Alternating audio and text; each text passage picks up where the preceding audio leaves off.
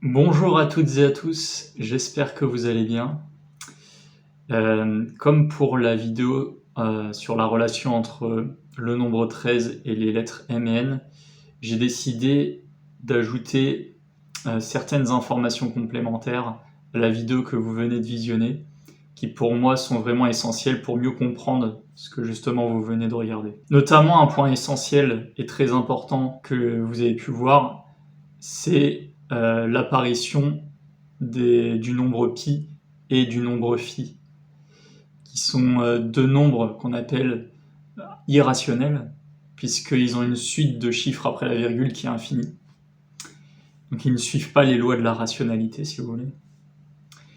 Et moi, je vous ai indiqué que, en fait, le codage m'indiquait clairement que phi, donc le nombre d'or, et pi étaient encodés dans le sphinx. Pourquoi ?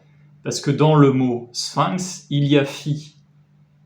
Et donc, si la particule phi est dans le mot, ça veut dire qu'il est en lui, donc dans ses dimensions. Effectivement, 16, on peut retirer le E et obtenir size, qui veut dire la taille et les dimensions. Puis après, il y a les mots que et po qui apparaissent. Alors, je vais revenir sur ce terme-là, po, parce que peut-être vous allez vous poser la question où est-ce que je suis allé chercher le O. Tout simplement, en fait, si on prend la relation précédente, par rapport à la même logique que j'ai pu vous montrer depuis le début de ce décodage, le O est associé au 15, puis le 15 par dédoublement est associé au P. Et là, moi, ce que je vous ai montré, c'est la relation des nombres 15 et 16 à cette lettre P. Mais juste avant, il y a le O et le P qui sont associés à la lettre, au nombre 15, qui est donc le sphinx. Et en l'occurrence, le nombre 15 est l'inverse de 5, auquel on ajoute UE à la fin. Et ce UE, justement, il sert à créer le mot que par duplication des deux lettres finales, comme on a fait pour le 14, avec atk, qui devient attaque. Et là, on a fait même un retournement miroir avec les deux mêmes lettres. Donc c'est une technique que j'ai déjà employée dans mon déchiffrage et qui, en plus, nous permet de faire ressortir des informations cohérentes. Et moi, c'est surtout ça qui m'intéresse. Parce que faire ressortir des mots, mais que ça s'intègre dans aucun contexte, dans ce cas-là, c'est pure spéculation et c'est pure hypothèse farfelue. Mais en moi, ça suit vraiment une cohérence bien concrète. Toutes ces informations, quand elles sont réunies ensemble, elles forment une unité qui permet de déchiffrer un message qui est universel, puisqu'on emploie plusieurs langues. Et là, je pense que c'est le meilleur exemple que j'ai pu prendre à travers les lettres P en français et pi en anglais, qui renvoient directement aux alphabets hébreu et grec. Puisque en hébreu, la lettre P existe aussi. Et dans l'alphabet grec, le pi, la lettre pi que vous connaissez très bien, notamment en mathématiques. Et là, encore une fois, on fait le lien. On a choisi une lettre pour y associer un nombre. Pareil pour phi, on l'a associé au nombre d'or. Donc ça prouve bien que les nombres et les lettres sont intrinsèquement liés les uns aux autres. Donc le fait de considérer qu'il y a un code qui a été dissimulé volontairement par des personnes il y a un certain temps, j'ai pas la période exacte, mais je pense que c'est à peu près au Moyen-Âge, et peut-être qu'ils tiennent ça d'autres personnes avant eux, donc que ça s'est transmis de génération en génération. Ils étaient parfaitement au courant de tout ça. Et donc là, le fait que je vous montre que phi et pi soient encodés dans les proportions du sphinx, ils le savaient au moment où ils ont créé ce code-là. Mais apparemment, ils ne voulaient pas que tout le monde le sache forcément. Et donc c'est pour ça que ça a été encodé et qu'il a fallu un certain temps pour que moi-même je comprenne tout ça, quoi. Et effectivement, je vous ai préparé toute une série de petites courtes vidéos, qui sont en fait des captures d'écran vidéo que j'ai faites sur mon ordinateur, où en fait sur ma calculatrice, je vous montre clairement qu'en fait, il y a pi et phi qui sont présentes dans les proportions du sphinx, et notamment de sa patte avant à sa queue, donc vraiment à ses deux extrémités. Et ce sont les deux mots qui ressortent dans le codage. Et il se trouve que justement, si on part de l'unité de mesure du pied anglais, d'ailleurs c'est intéressant parce que dans pied il y a pi, et la traduction anglaise du mot c'est fit, et dans fit il y a phi, donc pi et phi. Vous voyez, on a encore cette ambivalence entre ces deux valeurs de nombreux lettres. Je vais les appeler comme ça parce que c'est véritablement la manière dont on doit les considérer, à la fois comme des lettres et comme des nombres. Et quand on part justement de ces valeurs officielles, hein, je tiens bien à le préciser, que je suis allé chercher sur l'Encyclopédia Britannica, on a pour valeur en pied anglais de la longueur du sphinx de sa patte avant à sa queue arrière 240 pieds. Et là, vous allez pouvoir le voir en même temps que je le fais sur ma calculatrice. Lorsqu'on convertit cette valeur en pied anglais en coudée royale égyptienne, qui était donc l'unité de mesure employée à l'époque de la construction des pyramides et des temples en Égypte antique, et c'est d'ailleurs à travers le système de coudée qu'on désigne les mesures de la grande pyramide, et que une fois qu'on obtient la valeur en coudée, on divise ça par pi, et on obtient des nombres ronds, ce qui est absolument extraordinaire. Parce que là, on parle d'un nombre irrationnel, comme je disais, donc avec un nombre infini après la virgule. Ce qui veut dire que pour obtenir un nombre pareil, ça voudrait dire qu'à l'origine, les bâtisseurs du sphinx avaient connaissance de ces notions-là, donc de pi et phi. Mais c'est pas tout, puisque aussi, si on s'appuie sur la valeur du nombre d'or au carré, alors là, ça va être un petit peu plus complexe que je vais expliquer. Mais en fait, on n'a pas la valeur du nombre d'or en tant que tel, mais la valeur de son carré, donc ce qui est l'équivalent du nombre d'or plus 1, qui est 2,618. Et en fait, selon moi, le mot plus est aussi dans le codage avec les lettres P et L qui reproduisent la forme du sphinx. Et le US à la fin, c'est intéressant parce que si on le met derrière le HOR, qui pour moi est Horus, on reconstitue le nom d'Horus. Donc pour moi, PL, ça peut vouloir dire plus, et il se trouve que quand on joint le 1 et le 5, donc on les additionne, ce qui fait 6, et il se trouve que l'écriture minuscule de la lettre B cyrillique, que je vous ai montré, c'est justement un 6. Donc ça vient prouver que selon moi, mon interprétation est bonne. Vous voyez, à chaque fois, je me fie sur des éléments qui existent déjà. Et donc ça voudrait dire, si le 5 c'est le sphinx, et qu'on prend sa valeur qui est à l'intérieur, donc qui est phi, donc c'est 1 plus phi. Ce qui veut dire 2,618. Donc là, en l'occurrence, il ne faut pas le comprendre comme que le nombre d'or 1,618 est dans le... Enfin, il y est, forcément, vu qu'il y a le nombre d'or au carré, mais c'est pas sa valeur 1,618 sur laquelle il faut se reposer, mais sur sa valeur du nombre d'or plus 1, le nombre d'or au carré, qui est 2,618. Et il se trouve justement, comme vous pouvez le voir sur la vidéo, que si on reprend cette même valeur de 240 pieds anglais, qu'on le convertit en coudée royale, donc vous voyez, je multiplie, parce qu'en fait, en multipliant, on fait la conversion d'une unité de mesure à une autre. Et après, quand on le divise, ça permet de savoir combien il nous faut de cette valeur pour remplir la totalité.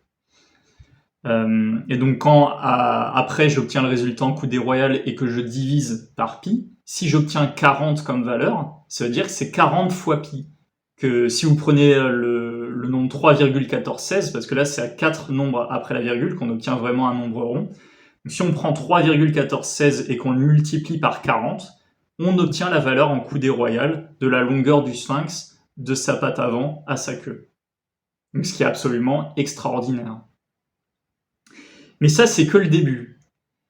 Puisqu'en fait, je me suis rendu compte que ces valeurs de pi et du nombre d'or étaient également présents dans la hauteur du sphinx. Et là, pareil, en prenant les valeurs officielles, si on va chercher donc sur l'Encyclopédia Britannica, on pourra observer que sa valeur en pieds anglais est de 66 pieds anglais. Et quand on convertit, encore une fois, cette valeur en coudée royale et qu'on divise par pi, on obtient exactement 11. Encore une fois, un nombre rond. Et pareil en divisant par 3,1416.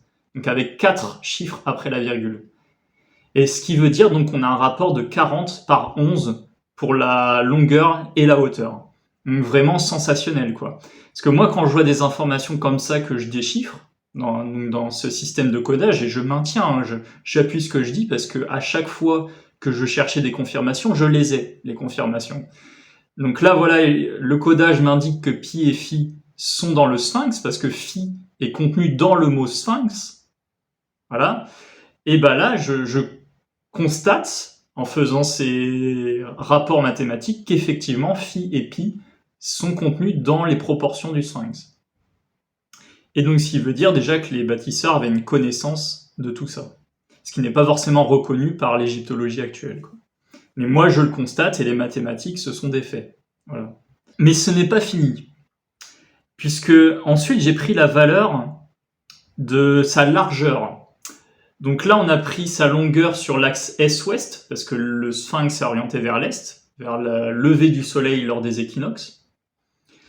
Et donc là, la largeur se fait nord-sud. Et il se trouve que la valeur que j'ai trouvée en pied anglais, lorsque je la convertis encore une fois en coudée royale et que je divise par pi, et ben cette fois-ci j'obtiens 10,5. Alors là, on va me dire, oh bah il y a un nombre après la virgule, c'est plus un nombre rond. Mais 10,5, c'est quand même hyper précis. Et pareil, c'est en divisant par 3,1416. Si je divise par 3,14, j'ai encore plein de chiffres derrière. Si j'augmente le nombre de chiffres derrière le 3,14, alors c'est la vraie valeur de pi, c'est 3,14159, etc. Mais 3,1416, c'est bien sûr arrondir à la valeur décimale qui est plus proche. Et donc, ce qui veut dire, selon moi, qui est indiscutable, parce qu'à chaque fois, c'est avec ces 4 chiffres derrière la virgule, que les bâtisseurs, enfin, les sculpteurs du sphinx, parce qu'à l'origine, c'était un grand monolithe qui n'a été que sculpté pour avoir son apparence actuelle, ont utilisé le nombre pi avec 4 chiffres en décimale après la virgule. Pas plus, pas moins. Pour vraiment obtenir des valeurs en nombre entier. Et à travers ces nombres entiers, justement, c'est plus simple pour réaliser des mesures. Pour prendre un exemple concret, si vous dites je vais construire une pièce rectangulaire de 4 mètres sur 6, ce sera beaucoup plus simple à réaliser que si vous vous dites je vais prendre comme mesure de base 4,235 mètres de côté sur 8,625. Vous voyez, déjà, là, il va falloir être plus précis et avoir une règle vraiment aussi graduée au millimètre près, quoi. Même plus qu'au millimètre. Que ce soit vraiment hyper précis. Donc, ici, le fait d'obtenir des nombres entiers en utilisant la valeur de pi et de phi au carré, pour moi, c'est indiscutable que ça a été choisi dès le départ, quoi. Que ça a été réfléchi et que, effectivement, j'ai énormément d'informations qui viennent me confirmer ça, quoi. Après, l'autre point important que j'ai pu révéler dans cette vidéo, c'est le fait qu'il soit assimilé à Horus.